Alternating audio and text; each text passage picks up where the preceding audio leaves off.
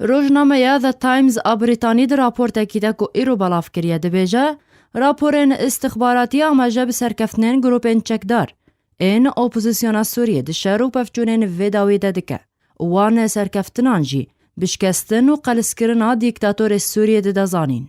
تفی گود جوینا هفتیابوری ده نافبرا وزیر دروی امریکا جان کری و وزیر دروی روسیا سرگی لاوروف نافبوری تکز لسر پشتگیری ولات خواه بو اسد دوپات کربو.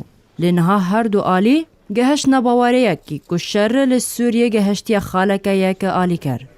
و گوتو بیشکرنا قوناغا پشتی اسد جی بویا پرسگیره که گرنگ درو جفیده. چافکانیین امریکی جی آماجه بویا که دکن که اف پرس بوی واتایته که طهران یان جی موسکو مافه پینخوازیه بده اسد. جالی خواه بریتانیا پشتگیری حولین دیپلوماسی ین بهتر جبو و گهستنا آشتیانه یا دستلاته لشامه دکه دماکو او در فتوره. ده 4 سالین کریزا سوریه ده اولات بویا 3 پارچه. پارچه که رژیمه، پارچه که اپوزیسیونه را و پارچه دنجی ده دسته گروپین رادیکال ده.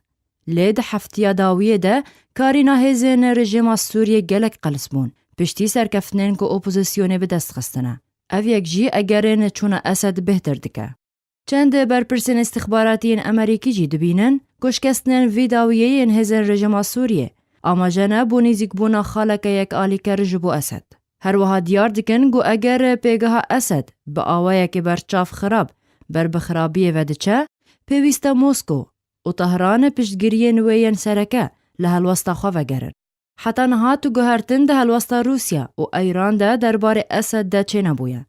لی وزارت دروی امریکا هیوی دکه کو پشتی گوتو بیجن هفتین بین ده هر دو ولاتین نافبوری حلوستا خواه بگهرن.